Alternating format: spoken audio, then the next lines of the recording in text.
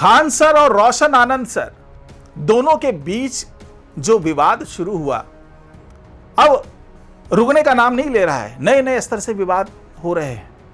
खास तौर से अब रोशन आनंद की गिरफ्तारी को जो चैलेंज किया गया था और अब मानवाधिकार आयोग ने जिस तरीके से इसमें हस्तक्षेप किया है उसने इस पूरे मामले को और बड़ा बना दिया है। एक तो हाई प्रोफाइल मामला पहले से था और इसमें हर दूसरे दिन जिस तरीके से घटनाक्रम बदल रहा है, जिस तरीके से नई नई चीजें ऐड होती जा रही है, वो अब जो है संज्ञान ले लिया है मानवाधिकार आयोग ने। तो उसके संज्ञान लेने से क्या फर्क पड़ने वाला है, क्या खान सर की मुश्किलें बढ़ने वाली है, क्या जो पटना पुलिस ने कार्रवाई की है उस पर सवाल उठने लगा है, क्योंकि सीधा सीधा नोटिस जो है वो एसएसपी को दिया गया है, मानवाधिकार आयोग ने भेज दिया है नोटिस। तो इसके पीछे की वजह क्या है और इसके आगे क्या असर होने वाला है, सब कुछ जानेंगे आज टू द पॉइंट में। तो आप इस रिपोर्ट को, टू द पॉइंट को आखिर तक जरूर देखिएगा। नमस्कार, मैं हूं डॉक्टर सुरजीत सिंह और आप देख रहे हैं YBN बिहार झारखंड।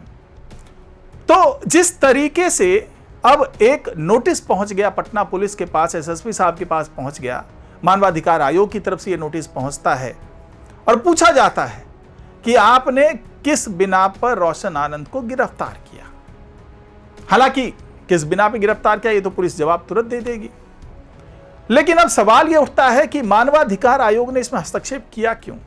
यह इतना बड़ा मुद्दा था कि मानवाधिकार आयोग को हस्तक्षेप करना पड़ गया, या फिर क्या वाकई पुलिस ने कुछ गलत चीजें की है इसमें, क्या वाकई उन्होंने खान सर के इशारे पे सारा कुछ किया।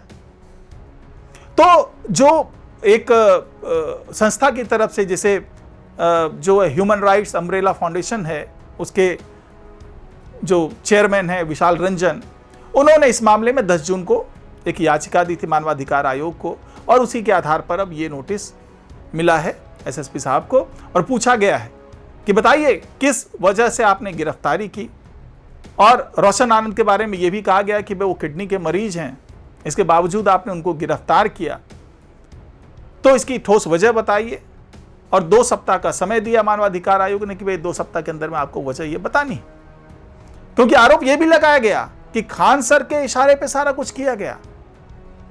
यह इतना बड़ा अपराध नहीं था जिसके कारण उनको इतने दिनों तक जेल में रखा गया। और इस बीच क्योंकि जब बाहर निकल के आए रोशन आनंद, तो साफ तौर से उन्होंने अपने जो भाई की मौत हुई है संदिग्ध हालात में नेपाल में, प्रिंस यादव की, उसके लिए सीधे सीधे खान सर को जिम्मेदार ठहरा दिया कि उसके इशारे पर ही सारी चीजें हुई है, हत्या की गई है। और अब इस नोटिस ने जो है पूरे मामले को घुमा कर रख दिया है। घुमा इसलिए दिया क्योंकि अब तक पुलिस तो कार्रवाई कर रही थी, खान सर की गिरफ्तारी नहीं हो पाई, उनको एंटिसिपेटरी बेल मिल गया। तो अब जो पूरे मामले को लेकर के आगे जो चीजें बढ़ रही है, अब यह कहा जा रहा, आरोप लगाया जा रहा है कि खान सर को स्पेशल प्रिविलेज दिया गया, रोशन आनंद को भी यह मिल सकता था। आरोप यहां तक लगाया गया कि खान सर, ये जो पुलिस भर्ती वाला मामला चल रहा है जिसमें ज़्यादा से ज़्यादा अपने जो स्टूडेंट्स थे उसके सफल होने की बात की जा रही है, तो आरोप यह भी लग रहा है कि खान सर ने फिजिकल ट्रेनर के साथ मिल करके छात्रों को इकट्ठा करके भीड़ बढ़ाने की कोशिश की।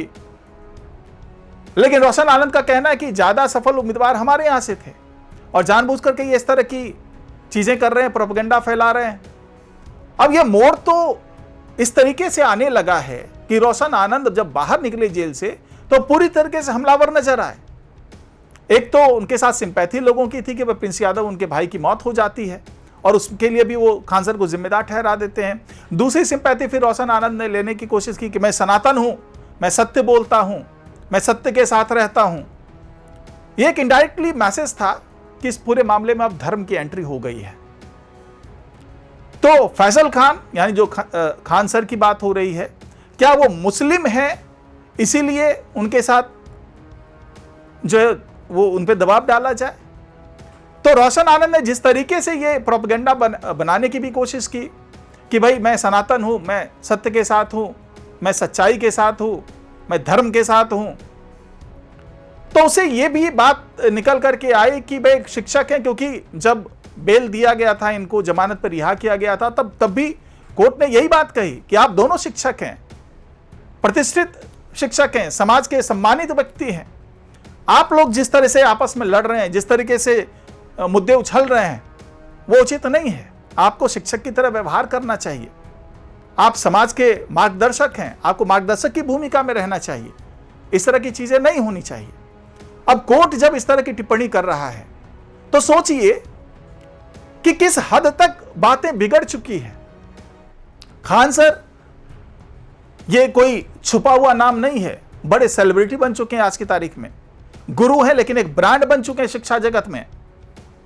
रोशन आनंद, जिनको वो मशहूरियत नहीं प्राप्त है जो खान सर को थी, लेकिन इस केस के बाद से लोग ज्ञान बिंदु कोचिंग सेंटर को भी जानने लगे, क्योंकि पहले तो केवल लोग खान ग्लोबल स्टडीज को जानते थे। अब ज्ञान बिंदु भी सामने आ गया, रोशन आनंद को भी जानने लगे लोग, राष्ट्रीय स्तर पर जानने लगे, क्योंकि नाम जो विवाद में जुड़ा है वो खान सर का जुड़ा। एक बड़ा नाम, एक बड़ा ब्रांड, और सामने रोशन आनंद है, तो ये अपने आप में एक बड़ा नाम बन गए इस विवाद के कारण।